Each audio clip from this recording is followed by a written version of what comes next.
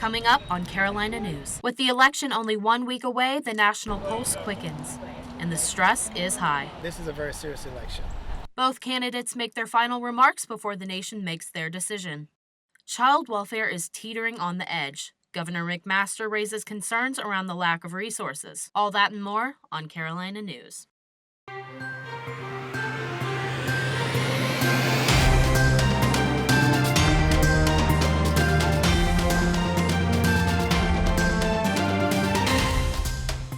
Welcome to Carolina News. I'm Bill Fry.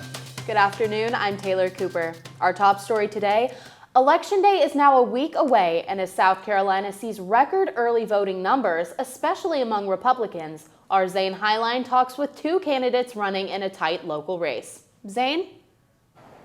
Thank you. I'm outside one of Richland County's early voting centers where a decent line is already starting to form right behind me. And while eyes are on the presidential race, another matchup for House District 75 between Democratic Heather Bauer and Republican Kirkman Finley is expected to be quite competitive.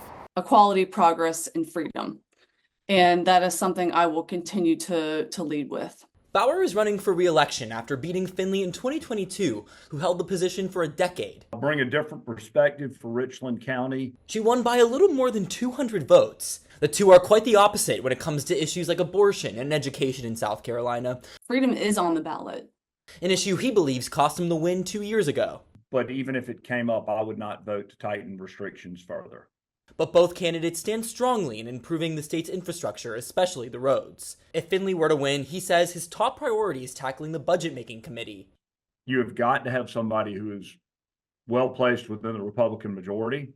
And Bauer is focused on creating more jobs. We want to keep our talent here. Other voters say they're more focused on the presidential election, but both candidates say national politics are local politics. Early voting wraps up this Saturday, so there's still time to cast your ballot before November 5th.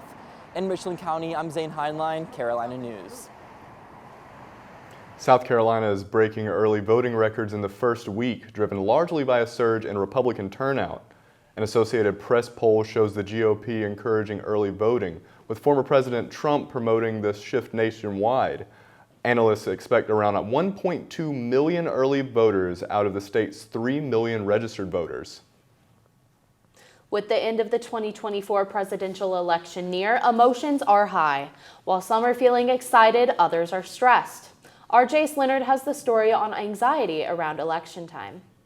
A new poll released by the American Psychological Association showed that over 70% of Americans are significantly stressed about the future of our nation. And this anxiety has a name: sociopolitical stress. Laurel Roberts-Messi is a licensed therapist and works often with this category of mental health. It's the mental and emotional toll of existing within a society where we have limited influence on the administration and the policies that affect our everyday life. And I came out to the Richland County Board of Voter Registration, where some came to cast their votes early, and I asked them whether they felt this stress or anxiety around the upcoming election.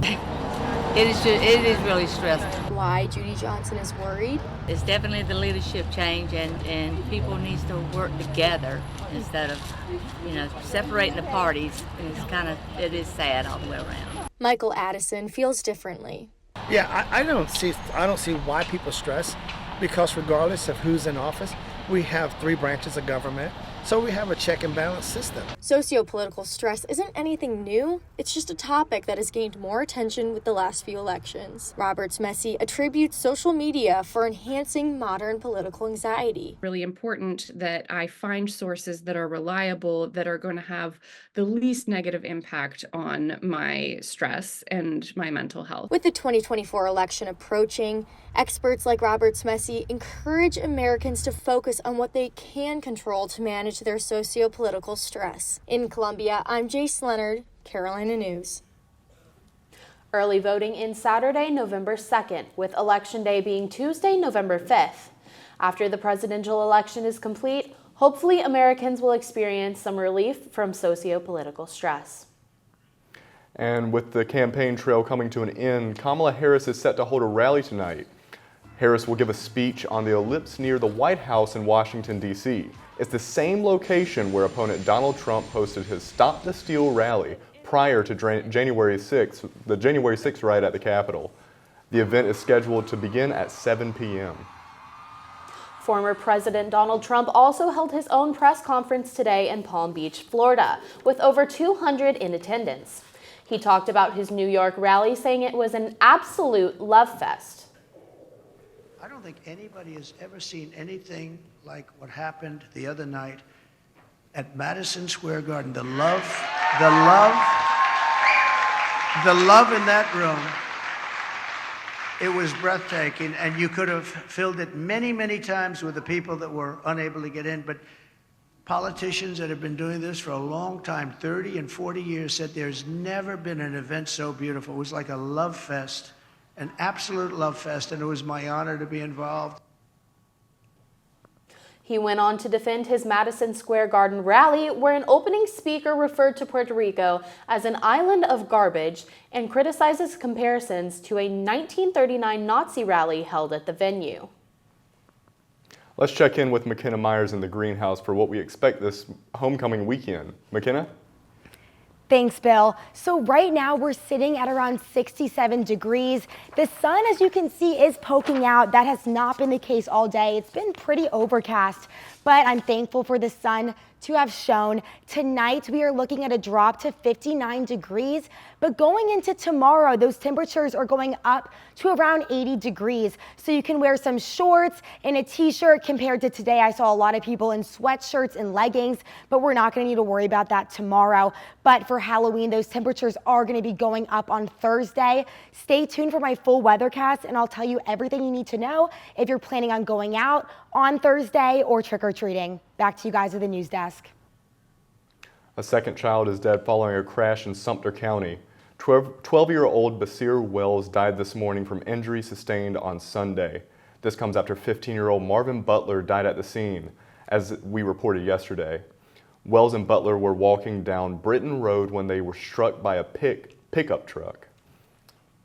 On October 24th, SLED charged 21-year-old Melvin Anthony Williams, a former SC State University student, for an incident that occurred on March 3rd of 2023. Williams fired a gun into a crowd, injuring one student in the leg. He is now facing charges of attempted murder and possession of a weapon during a violent crime. The investigation was initiated at the request of the South Carolina State University Police Department. Williams is now being held at the Orangeburg County Detention Center.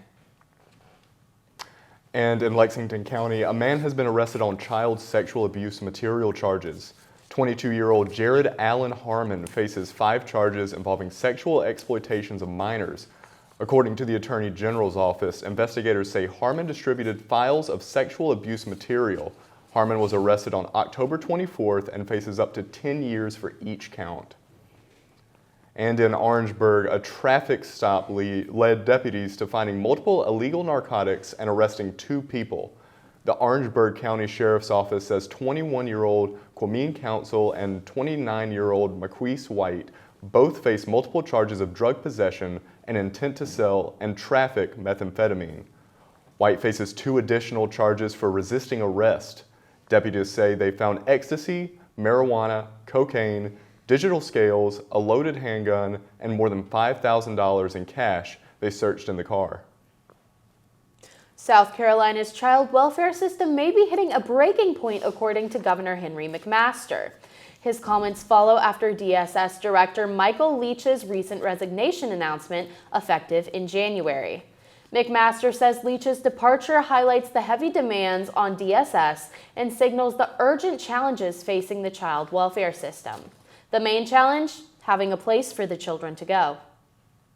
And the only place that's available is the offices of DSS, and that is not the right place for it to happen. It's clear we have a problem that we cannot handle with the resources we have devoted to it today, so we're going to have to make some changes. McMaster also said all options are on the table to solve this problem, but that it will likely require more funding that could go towards housing or reopening of youth detention centers. A $240 million referendum bond for the improvement of schools and building new ones is on the ballot for voters in Lexington Richland School District 5. If the referendum passes, the new schools would affect where students are zoned for the 2026-2027 school year. The School Bond Act allows a school district to issue 8% debt of its total assessed value. And for Lexington Richland 5, that's nearly $52 million. Anything over that amount requires a referendum. There's two objectives: increase safety and increase productivity. If approved, money will also go towards safety, including 12 new security rooms where visitors will be scanned using a weapon detection system. Also on the topic of education, South Carolina State Board of Education is set to review its first ever list of books for potential removal under a new statewide book ban policy.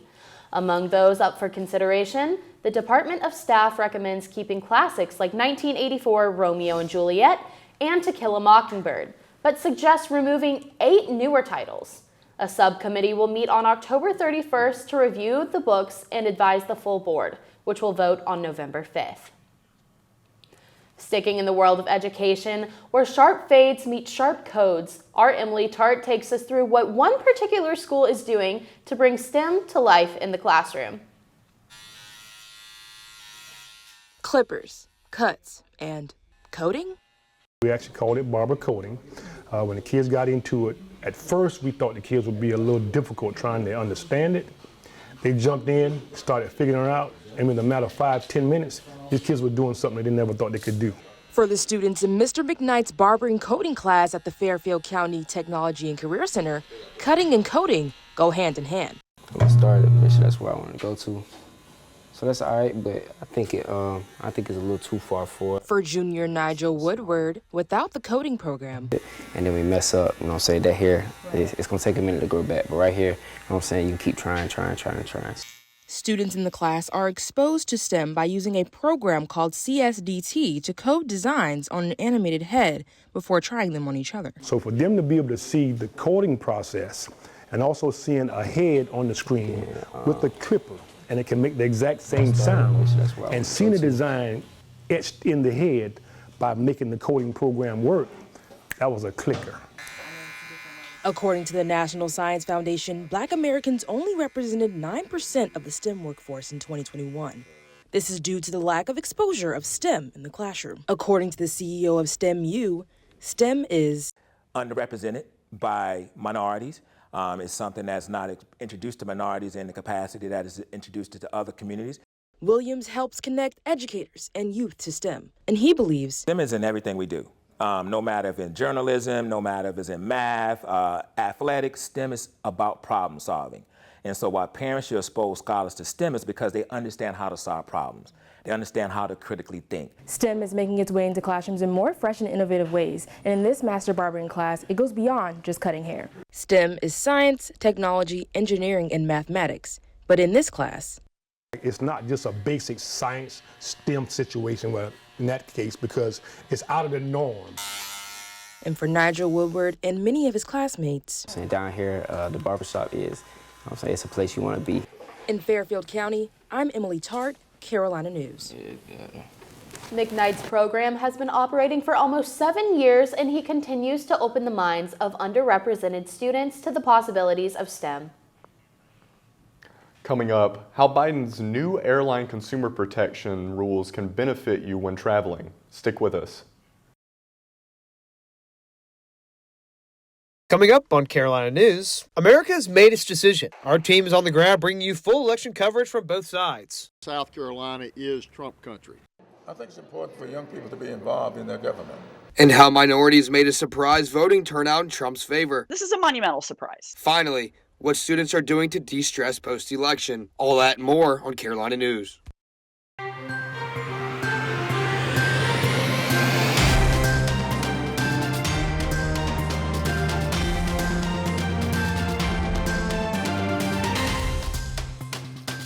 Hello, and welcome to Carolina News. I'm Thomas Johnson. Good afternoon. Thanks for joining us. I'm JP Barry. With the election results pouring in, so is the rain. Our Zamiah White is out in the greenhouse with your first forecast. Is that rain clearing up, Zamiah? I don't know, Tommy. Right now, we're looking cloudy with a degree temperature of 79. Later tonight, that'll decrease into the 74s, and the rain behind me, it will keep coming. So you may want to stay indoors for the rest of the night. Then moving tomorrow, it'll be around in the mid 70s. And then as we go into the weekend, it'll be in the low 70s as well, but also possibly dropping down to the 69-degree weather. I'll have more details in my full weather forecast. Back to you at the news desk. Donald Trump's dominant victory was surprising to some, but a big reason for it may be even more shocking. Our McKenna Myers is live in the newsroom with the story.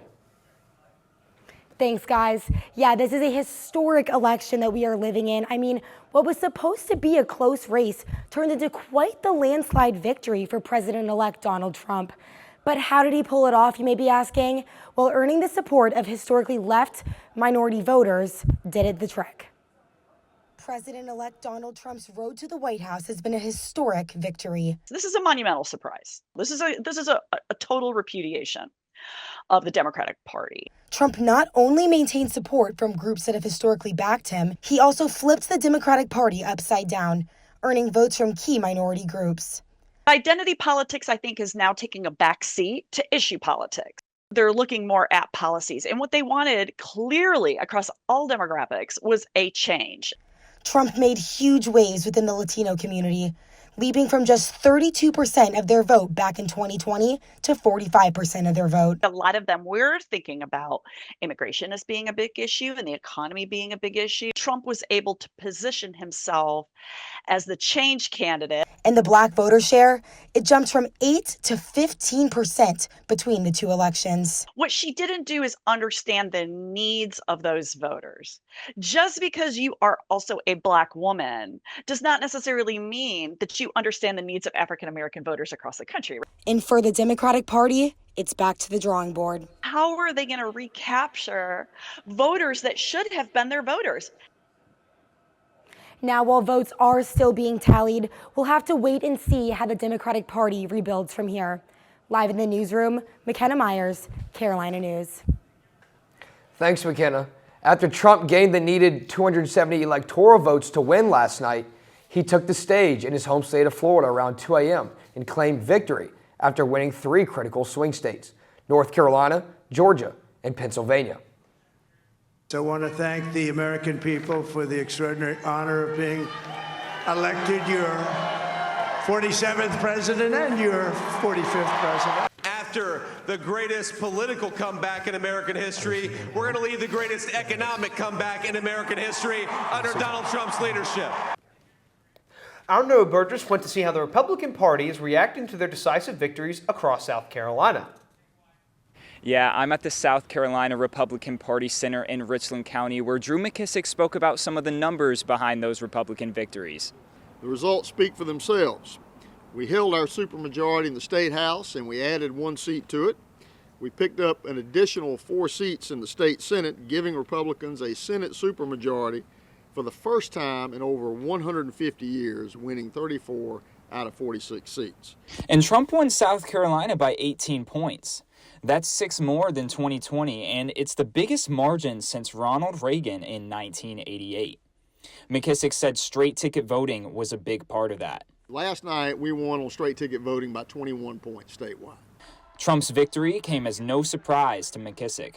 Exclamation point to what we already knew, and that is that South Carolina is Trump country. And Trump sent a message to those who voted for him in his victory speech last night. So I want to thank the American people for the extraordinary honor of being elected your 47th president and your 45th president.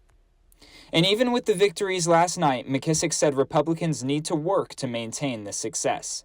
There's nothing permanent in politics. The only thing that's permanent is the next election. And McKissick said he does plan on running for re-election, but that for right now, he just wants to celebrate the past 24 hours. In Richland, I'm Noah Burgess, Carolina News. At the press conference, McKissick said that 34 of 46 counties in South Carolina are the most for Republicans since Reconstruction. And just a few hours ago, Kamala Harris called Trump to congratulate him. She plans to make her concession speech right now at Howard University in Washington. That is a fight I will never give up.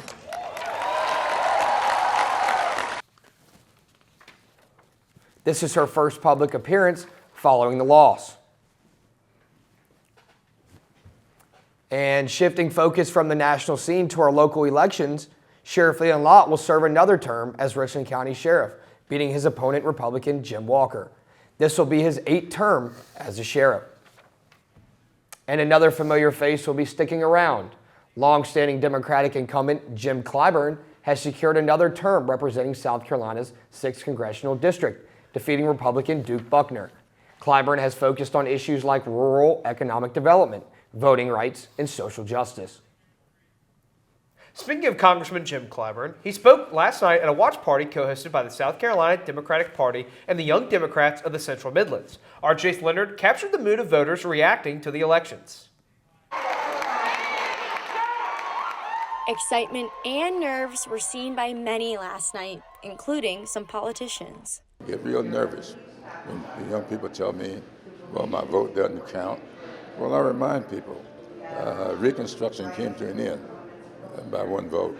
Although we know today President-elect Donald Trump won the presidential race, the Democrats won several competitive elections here in South Carolina. I'm excited about what's going to happen at the top of the ticket, but more excited about the work that we did in the down ballot and just making sure folks know how important those down ballot races are to their everyday existence. Some of the important Democratic down-ballot wins came from South Carolina Representative Heather Bauer with 9,731 votes, South Carolina Representative Russell Ott with 21,954 votes, and Congressman Clyburn with 181,544 votes. And as these local elections wrap up for the night, people who are here at the watch party are sticking around to see what's happening federally and, of course, see the updates on the presidential election.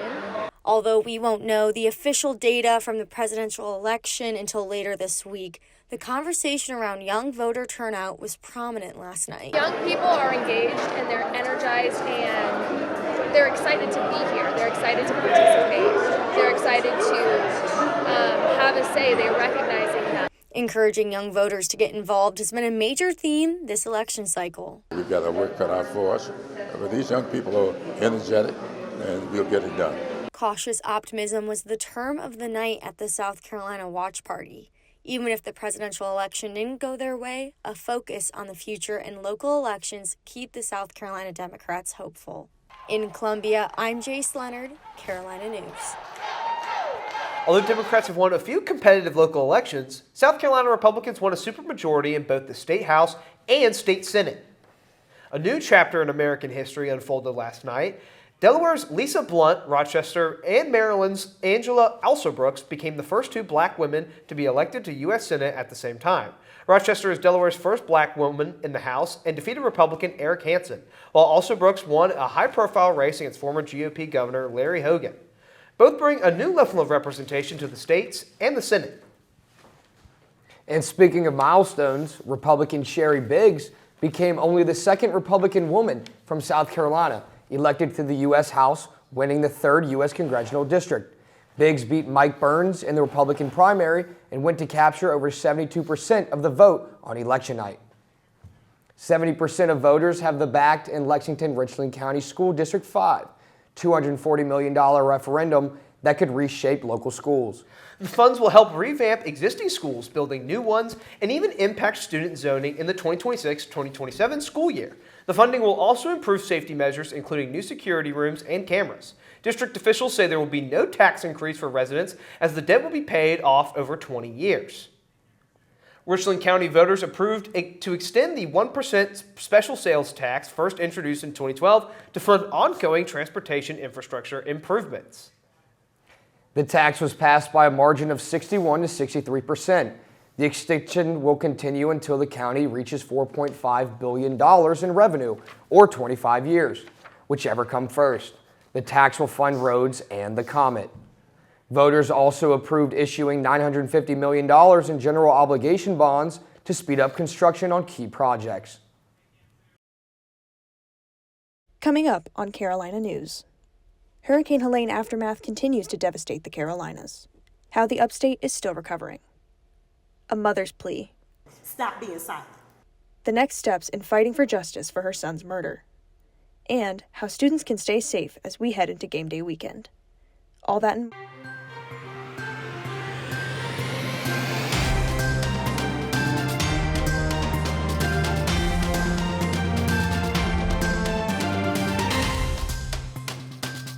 Welcome to Carolina News.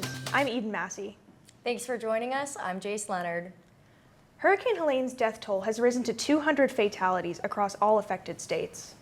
And in South Carolina, Helene has now caused 41 deaths.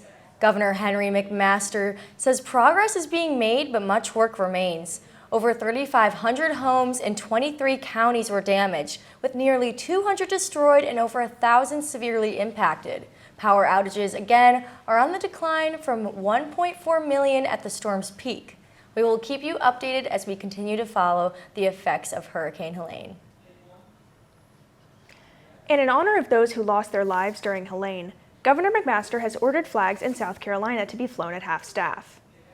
Flags will be lowered until sundown at the state capitol and all state and local public buildings, as a tribute to the victims of Helene.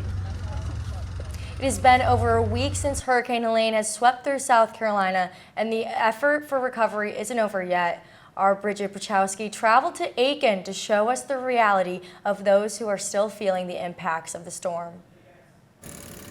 Downed power lines, fallen trees, and crushed homes. This is the reality of the total devastation in Aiken and Edgefield counties. Operation officials in the community are exhausted. I don't even know what day it is.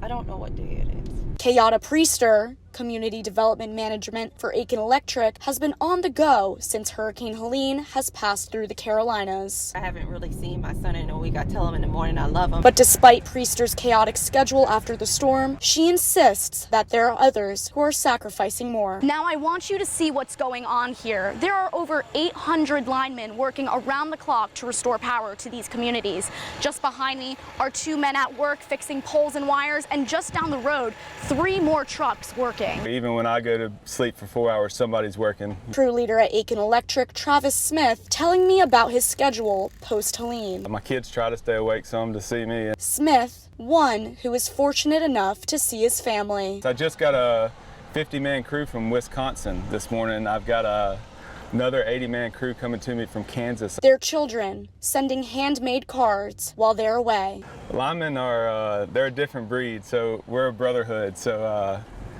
we all got each other's back. Staying in tent cities, sacrificing their comfort for others in need, willing to go the extra mile to help out. Linemen anywhere, you know, they see another lineman in need, they're on the way. As recovery continues post-Helene, busy linemen like Smith want others who are still in the dark to know. We're on the way, we're going to be there, I promise you, we're going to get you on, it's just taking time. Reporting in Aiken County, Bridget Bruchowski, Carolina News.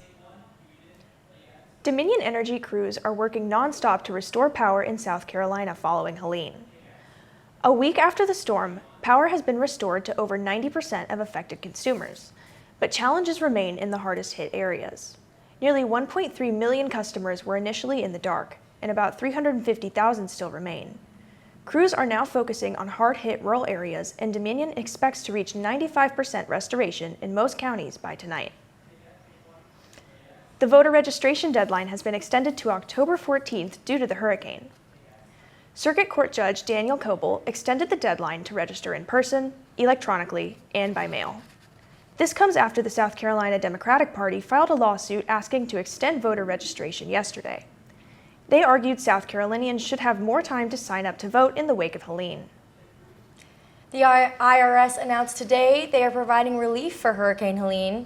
People and businesses across South Carolina impacted by Helene now have until May 1st to file taxes. This extension covers all 46 counties after FEMA's disaster declaration. For more updates on taxpayer deadlines, you can visit the IRS website. Tax deadlines may have been extended, but there are no delays in getting you your weather update. Amanda, what's the weather looking like? Thanks, Eden. As you can see, there is a lot of cloud cover outside right now, but it isn't really stopping it from feeling like summer. Right now, it's about 81 degrees outside, and the humidity out here is definitely making it feel a little bit stickier. There's been a little bit of a breeze that's been coming by throughout the day, but it's still not alleviating some of those temperatures. As we kind of move into the weekend, we're going to see these same summer-like temperatures, even though we're in October, that we're kind of going to be expecting. And I'll have more on that full forecast later in the show. A local mother is asking for help from the public following her son's death. Our Violet Raftery is live with an update on recent arrests. Violet?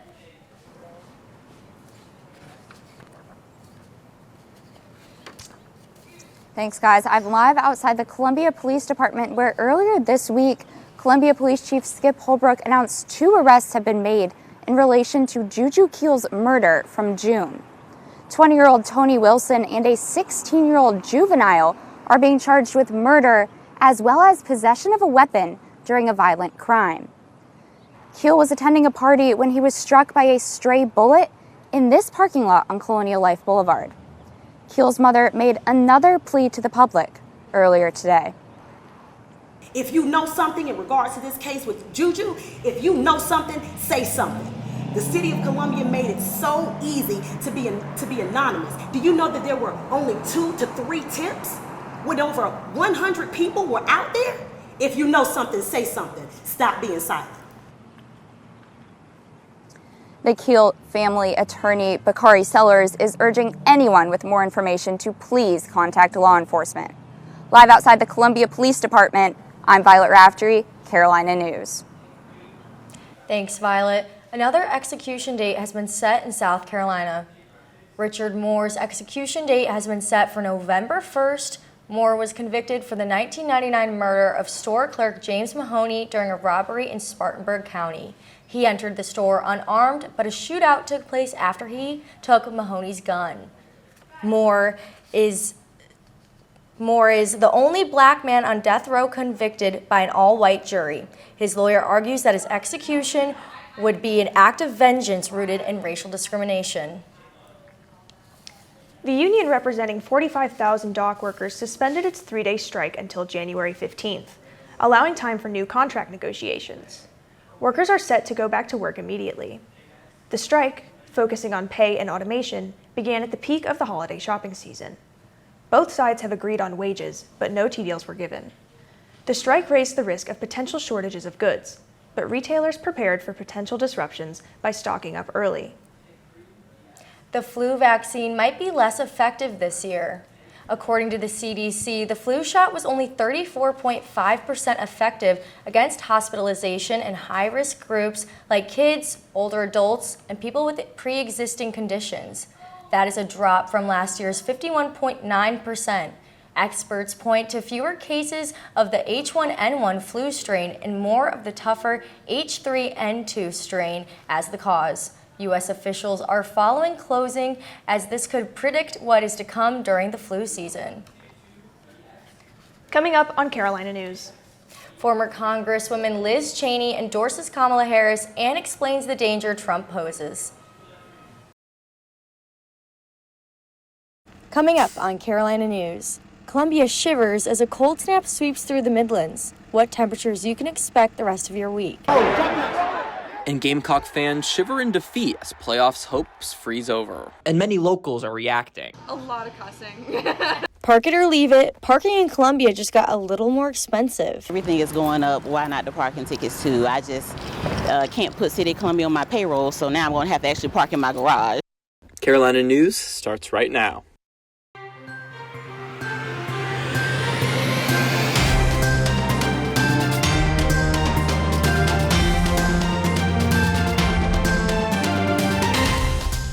Hello and welcome to Carolina News. I'm Jace Leonard. Good afternoon. Thanks for joining us. I'm Zane Heinlein, and I got to tell you, Jace, it was definitely freezing walking out of the house this morning. Yeah, absolutely. It was below freezing until 9 a.m. I had to wait a while to defrost my car this morning, but let's check in with Bridget Pachalski in the greenhouse studio to see if you can keep expecting these freezing mornings. Bridget? Thanks, Jace and Zane. Yeah, it's been absolutely freezing here in South Carolina. Like you too, Jace, I had to defrost my car in the morning too to see out those windows. The ground totally frosted. But right now though, it's 51 degrees. It feels a little bit colder though because it's a bit windy. It feels like 44, and that's because we're experiencing an Arctic blast all the way from Canada right now affecting our weather. Tomorrow it's supposed to be a tad warmer, but then another cold front is coming into us on Friday, making those temperatures dip once again, but hopefully next week, fingers crossed, will be warmer. I'll have all that and more on my full weathercast. Back to you guys. Thanks, Bridget. And with that cold weather, the Gamecock fans got the cold shoulder from the college football playoff committee last night. So what's next for the Gamecocks? Austin Lazanak has reactions from fans and bowl projections. South Carolina football is back to another bowl game. After high expectations for the ranking reveal, the Gamecocks were left out of playoff contention. Autumn Ashley, the GM at Pauley's front porch, felt the disappointment. A lot of cussing. But after a season where South Carolina was projected to win 6 games, but shocked fans with a 9-3 record, so what's next for the Gamecocks? After narrowly missing the playoffs, sports analyst Brett McMurphy projects that South Carolina will be playing Illinois in the Cheez-It Citrus Bowl this December 31st in Orlando, Florida. Even with a good bowl game in sight, Ashley believes the energy won't be the same. Sure, we'll have some people in here for the bowl game, but it's just not as, exciting, I guess, as the playoffs would have been. Phil Kornblut, a Sports Talk South Carolina personality, spoke about what we could see from the Gamecocks. Next year, you're going to expect them to compete for another playoff spot next year, and for the SEC championship. Gamecock fans are hoping to be happier next year when Selection Tuesday comes around. But for now, there's one more game to prove themselves. In Columbia, I'm Austin Lazanak, Carolina News. The bowl game versus Illinois is just a projection and is subject to change based on the results of the conference championship games. And speaking of Gamecock football, while the fans were learning South Carolina's playoff rankings, some members of the team were busy giving back. Family Promise of the Midlands teamed up with USC football players to help families pick out gifts, and the players were just as excited to give as the families were to receive. Key value on our team is gratitude, and just to be able to come out here and just see the smiles on their face, it's just putting smiles on our faces because we're grateful for where we've been and where we come from. It's a blessing to be able to be in the position to help others. Each family was given a $400 gift card to pick out whatever they wanted, all while being accompanied with a player. And parking in Columbia is expected to get more expensive. The City Council has approved new rates for downtown parking, with changes set to take effect next year. Our Courtney Holman explains more about this new change. The Columbia City Council has voted to increase parking fees in the city, with changes set to take effect on March 1st, 2025. The decision, which passed on a 6-1 vote, includes higher rates for expired meters, on-street parking, and other adjustments. And we want to reinvest in lighting, security cameras, want to make sure that they're safe for all those utilizing our facilities. The changes include a jump in expired meter fines, which will increase from $8 to $25. On-street parking rates will also rise from 75 cents to $1.50 per hour, which is less than the originally proposed $2 an hour. Everything is going up. Why not the parking tickets too? I just can't put City of Columbia on my payroll, so now I'm going to have to actually park in my garage that I do pay for instead of parking on the street. Continued for things to go up in cost and for us not to increase our salaries, that's tough on a lot of people. To ease the transition and address some concerns, the city will issue $0 fines for the first 2 weeks of enforcement and will exempt parking enforcement on Saturdays in most areas, except in 5 Points, where business owners requested patrols. 5 Points is one of Columbia's busiest areas where business owners are watching how these parking changes might impact their bottom line. While the city promises improvements, for many, the question is whether the benefits outweigh the higher costs. We're concerned that the first time a 5 Points regular customer gets a $25 ticket for going 5 minutes over on their meter, they're going to say, well, that's it for shopping in this neighborhood. You don't want to push things too far because you'll run people off. We don't want that. The City Council hopes these changes will improve parking access and safety for residents, workers, and visitors. But as the March 1st, 2025 date approaches, the reaction from the community remains mixed. In Columbia, I'm Courtney Holman, Carolina News. For a full breakdown of the new parking rates and where the extra funds will go, you can visit columbiasc.gov. Also tonight, SCDOT temporarily shut down I-26 westbound ramp to Colonial Life Boulevard for some construction updates.